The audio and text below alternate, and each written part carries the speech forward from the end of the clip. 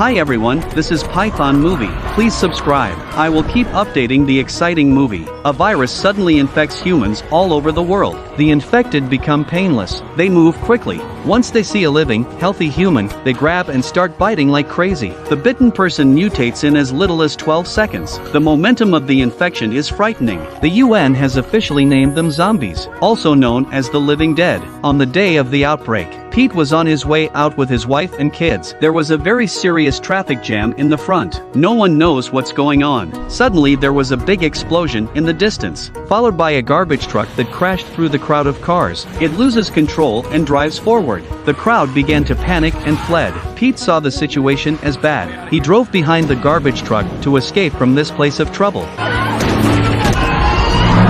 Pete turned back to soothe his daughter, but didn't notice an ambulance coming towards him. They were hit by an ambulance, and the airbags were knocked out, but the family was safe and sound. But by now, the whole neighborhood was filled with people running away. The screams were overwhelming. Even the police and army couldn't quell it. A woman was banging frantically on the windshield. It shattered in a few blows. The man tries to run away from the car, but she grabbed him and bit him hard. In a matter of 10 seconds, the man mutated. He frantically attacked the family inside the car. Seeing such a frightening scene, only a fool would use his feet to run for his life. Pete rushed the family into an unoccupied RV, turned the key, and drive away. Walkers attacked him along the way, but they were all defeated by him. The city was out of control. Every street was on fire. Government planes were passing overhead again and again, and Pete drove the RV straight to the suburbs. On the way, his daughter had an asthma attack, but the spray had just been lost in the escape. He had no choice but to go to the nearest city to find medicine to treat her. At that moment, John, a good friend of the United Nations, called, asking about Pete's situation. Wanted to send a helicopter to rescue them. Pete explained the reason. Get the medicine and then tell him where he is, and wanted to know the cause of the riot.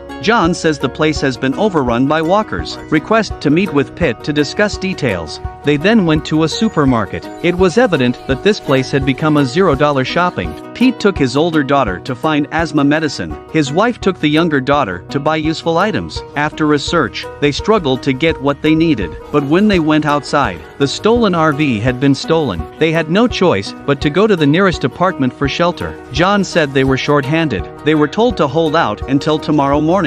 There was nothing Pete could do. The family had to go into the apartment and wait. Suddenly they saw a zombie fall from a height. He was still moving like he was fine. They were frightened and ran into the apartment building in a panic. They ran up the fire stairs. A group of crazy zombies followed them. They have nowhere to hide.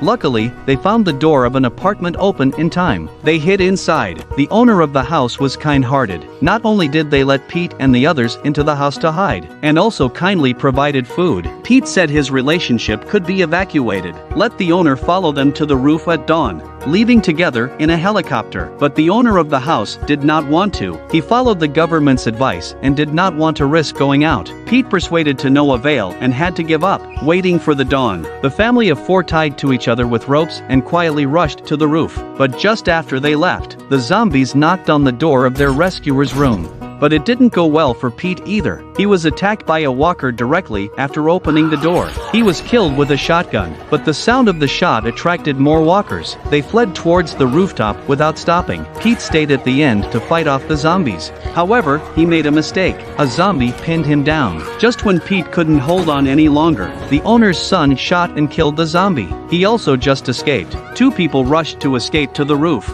The wife on the roof pulled the flare. A distant helicopter then spotted the target and flew over. Finally, under cover of the Navy SEALs, Pete and his team successfully boarded the helicopter. But the zombies were still not satisfied. One by one, they leaped into the air. They're acting pretty crazy. The helicopter carries them to a carrier in the Atlantic, and Pete finally meets John. John gave them a place to stay. He explained to Pete the magnitude of the event. The whole world had fallen. To develop a vaccine for this virus, we need to find the source of the infection. And just a few days ago, the military received an email from a camp in Korea. The virus was mentioned in it because Pete was one of the best investigators in the UN. He was asked to accompany a very specialized virologist to Korea to look for the pathogen. Pete didn't want to go, but the chief said the ship doesn't keep idle hands. If you're not going to help, then go back where you came from. For the safety of his family, Pete finally had to compromise. He hurriedly said goodbye to his family. He took the young virologist with him. Protected by a few soldiers, he boarded a transport plane to Korea. The plane arrived at its destination, but it was dark, and no one was in sight. Suddenly, a zombie appeared from the shadows. The soldier raises his gun and shoots. The young virologist got scared and turned to run, but his foot slipped and he died as a result. Then the soldiers of the camp also rushed over to support. Pete leaned down to see that the virologist was dead. Originally thought he would be the hope of all mankind, but then he died 3 minutes into the scene. Really funny. Arrived at the camp, Pete asked about the email message from a few days ago. The soldier captain told him what happened. A Korean doctor was examining a dead soldier, who knew that the soldier had been infected with the virus. He attacked the doctor when he wasn't looking. The doctor then returned to the camp. He started to infect others on a large scale. So it seems that the investigation of the source of the virus has lost its clues. While Pete was trying to figure out what to do, a man in the cell caught his attention. He was originally from the National Security Agency. He had been imprisoned for selling weapons to North Korea, but he seems to know some information about the zombie crisis outbreak.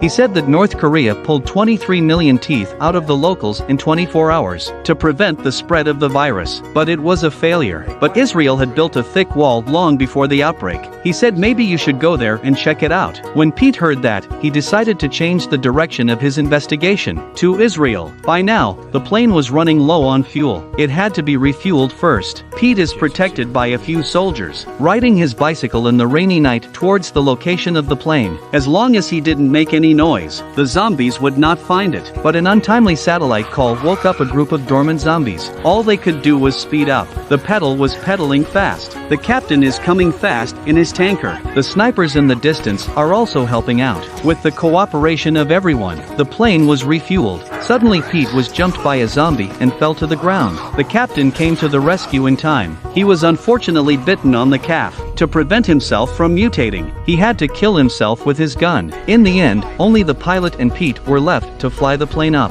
He flew in the direction of Israel. They arrived in Jerusalem. As you can see, life is normal here. The army was on guard. There was not a single zombie in the city. Pete found the man in charge of the city, asked how it can be so well guarded. He confessed that they had intercepted a piece of information about the zombies from the Indian military. After some investigation, it was true, so they decided to start building a walled fortress. They called it the Gate of Salvation. Outside the wall were the zombies on the rampage. Inside the wall was a crowd of people at ease. It was like two worlds. Not only that, the Israelis also let others in for refuge. One more friend is one less enemy, and that's when a group of Arabs who had just come in was glad to be alive. They sang songs of joy and brought in the military microphones, as if they were about to hold a concert. The singing soon attracted a large number of walkers outside the fence. As they gradually gathered, the number was already countless. Then they crashed into the wall. One by one, they went forward and backward, slowly stacking up the human ladder.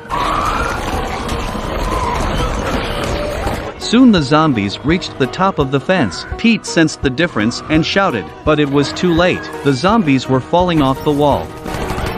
The crowd began to scream and flee. The soldiers opened fire, but the firepower was clearly not enough. Soon people were bitten. The virus spreads geometrically and wildly. The gates of salvation began to fall. The helicopters in the air are firing wildly at the zombies, but the effect is not very clear either. Pete is rushing to the evacuation point with a few soldiers protecting him. He happened to turn around. He saw an older man standing in the middle of the road. The zombies around him ignored him. It was unbelievable. And as the number of infected people continues to climb, they are like an army of zombies of locusts. Pete and the others were chased to the end of their rope. They had to flee to the underground passage. Fortunately, an iron gate temporarily blocked the attack of zombies. Here Pete once again saw a similar image. A boy crouched in fear. The army of zombies ran past him as fast as they could, as if he was an invisible man. It was too late to think about it. The zombies had already broken through the iron gate. A soldier threw a grenade in time. With a boom, all the zombies lost their movement. In the smoke and dust, a zombie suddenly bit the barrel of the female soldier's gun. The female soldier flung it with force. 2 shots were fired to blow his head off, but then found her palm has been bitten a wound. To stop the spread of the virus, Pete grabbed a knife and quickly cut off half of her arm. The female soldier opened her mouth and screamed in pain. The wound was then hastily bandaged. They continued on to the evacuation site. The helicopter was already hovering in mid-air, but unfortunately, it was caught by the army of zombies upstairs. In a short time, it lost control. Eventually, it crashed into the ground and was killed. Pete and the others had to run to the airstrip, but the transport plane they were on escaped. There was a passenger plane that was about to take off. Several people rushed to intercept it. Pete and the female soldier with the severed arm entered the plane via the cockpit stairs. Sitting in their chairs in a state of shock, they watched the plane take off into the sky. Everyone breathed a sigh of relief. After a short break, Pete began to analyze the scene he had just seen. The zombies went around some humans more than once. Obviously, they bite people are also screened. With that in mind, he had an idea. He called John. He told him to find the nearest medical research facility. He gave the phone to the captain and asked John to talk to him. A few moments later, the captain gave Pete an address in Wales. The plane would also land in the area, but the seemingly safe airliner is hiding a dangerous and unwanted guest. A dog is barking at a door. The flight attendant ignores it. When the door opens, a zombie comes crashing through. Pete wakes up to the noise. He walked towards the back of the plane. In the back of the cabin, there was a massacre going on. One by one, passengers were being infected. Pete sees this frightening scene. He stayed calm. He made a gesture to keep everyone quiet. Then he organized everyone to take their luggage and slowly pile it up in the door's curtain. Everything must be done very quietly, but the man inadvertently touched the suitcase on the ground. The sound immediately attracted all the zombies. They all flocked over quickly. In the small cabin against the ferocious zombies, there was no way to escape. The crowd started screaming. Peter was also knocked to the ground. He had to use a suitcase as a tool to fight back. The zombies all had fierce expressions. They grabbed the living and bit them. The situation was very dangerous, although the female soldier still has a pistol in her hand. But in the face of the entire cabin, zombies are obviously insignificant. After the last bullet was fired, Pete saw a grenade hanging from the soldier's waist. He did not hesitate, pulled the firing pin and threw it. As the explosion sounded, the fuselage broke into a big hole. All the zombies were sucked away by the strong airflow, but the plane was also out of control. The plane was in danger of crashing. Pete and the female soldier rushed to get into the seat and fastened the seatbelts. The plane finally hit the ground hard. The fuselage immediately disintegrated. The impact caused Pete to lose consciousness instantly. By the time he awoke from his coma, he found that he had survived, but a sharp piece of iron had been driven through his side. The female soldier was unharmed. She helped the injured Pete walk through the deserted streets of Wales, eventually arriving at a medical research center. Here Pete was treated.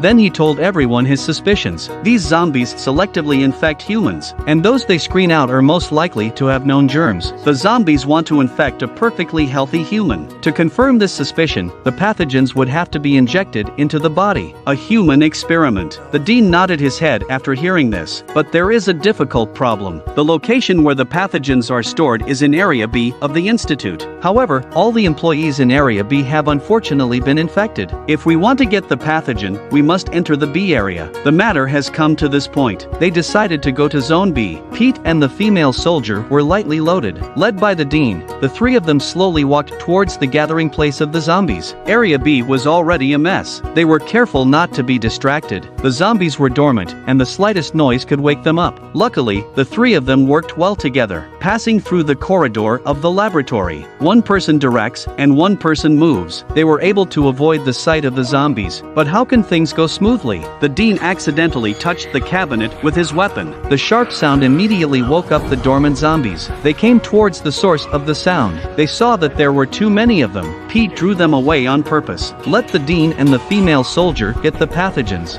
Pete with his nimble dodge. He kept most of the zombies out of the room. Then he took them by surprise. He uses the crowbar to grab the zombie behind him and knock him to the ground. On the other hand, the dean and the two of them went to the basement. Who knows, there are still some zombies here. They had to abandon the pathogen. They had to evacuate the way they came. The zombies were chasing after them. The companions at the end of the corridor were also very anxious. In the end, both of them made it back to the A zone without any danger. The door was sealed tightly again. through the glass and the zombies to see each other. And Pete took this opportunity to go to the room where the pathogens were stored. But he hadn't touched the virus samples. He had to box them all up and take them with him. But then he looked back. A zombie was standing outside the door, with a longing look at Pete. Everyone saw this scene on the monitor and was very worried about Pete's safety. Pete was in a dilemma. He thought for a while and found a syringe. He planned to do human experimentation and inject himself with germs in advance. Anyway, there was no way out. This is the only way out. But he didn't know which one would work. He could only take a random sample of the virus, nervously injected it into his body. As time went on, he slowly stood up from the floor, pressed the button to open the door. The zombie then came to him, smelling his scent. They walked past him. The experiment had worked. Pete's suspicions were correct. The pathogen did work. It was like a camouflage that blinded the zombies in front of him. He strutted out. He took a refreshing sip of Coke and pressed the switch on the vending machine. All the Coke rolled down with a sound. The walkers in the corridor heard the noise and all came running. And Pete stood in front of them calmly, passing by the zombies one by one.